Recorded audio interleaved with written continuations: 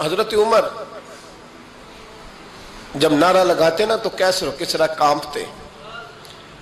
سفیر آتے روم کے ملنے کے لیے تو کہتے جاؤ عمر نفل پڑھ رہے ہیں، ٹائم کوئی نہیں. ایک دن اندر میٹنگ ہو رہی تھی، حضرت عمر میٹنگ میں بیٹھے تھے. آپ کے بیٹے ملنے آئے عبداللہ ابن عمر. ابا جی اندر آ جاؤ. فرمایا دروازے پہ کھڑا ہو، میں ضروری بات کر رہا ہوں، اندر نہ آنا. جناب عبداللہ ابن عمر کہتے ہیں میں دروازے پہ کھڑا ہو گیا. تھوڑی دیر گزری تو امام حسین بھی آ گئے. ایک حدیث میں ایک روایت میں امام حسن کا لفظ بھی ہے. امام حسین آئے، آ کے عبداللہ ابن عمر سے کہنے لگے عمر فاروق اندر ہیں؟ تو کہا وہ اندر تو ہے. تو کہا آپ کیوں دروازے پہ کھڑے ہیں؟ کہنے لگے ابا جی نے کہا ہے یہاں انتظار کرو، میں کوئی ضروری بات کر رہا ہوں. لیکن شہزادے میرے لیے کہا ہے، میرے لیے آپ جانا چاہیں تو چلے جائیں. امام حسین کہنے لگے امیر المومنین کوئی بات کر رہے ہوں گے، میں ظہر کے وقت مسجد میں مل لوں گا، ظہر کا ٹائم آئے گا نا تو میں مسجد میں مل لوں گا. یہ کہہ کے چلے گئے. حضرت عمر باہر آئے تو حضرت عبداللہ ابن عمر سے کہا کہ کوئی آیا تو نہیں؟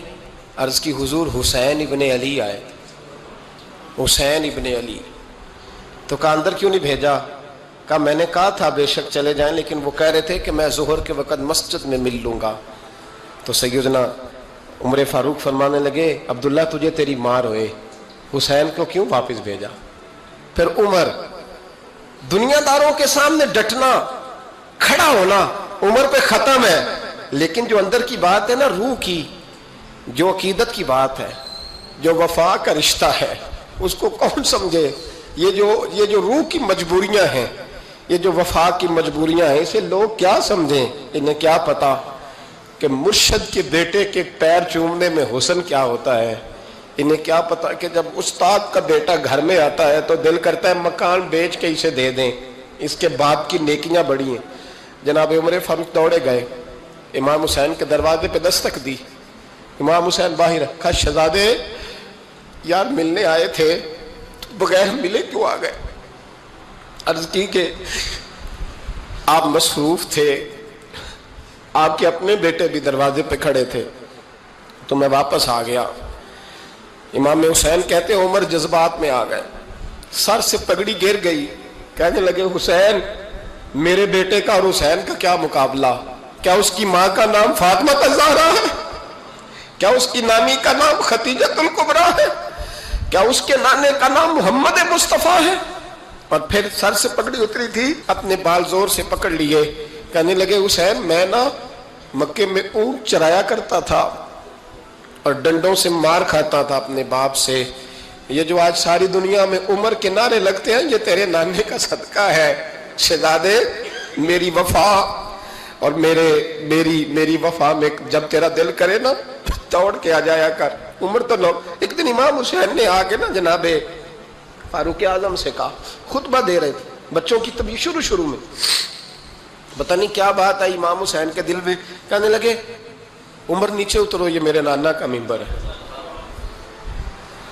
تو حضرت سیدنا عمر سنو، کبھی میرا بھی بچہ آ جائے تو میں کہتا ہوں اس کو پکڑو یار، بچوں کو تو نہیں نا جمعوں میں مطلب ذکر کیا جاتا، اترنا میرے نانے کا ممبر ہے. جناب عمر اتر کے نیچے کھڑے ہو گئے. تو کہا جا کے اپنے نانے کے ممبر پہ بیٹھ. تو حضرت عمر رو پڑے. کہنے لگے شہزادے میرے نانے کا ممبر ہی کوئی نہیں ہے ہی نہیں.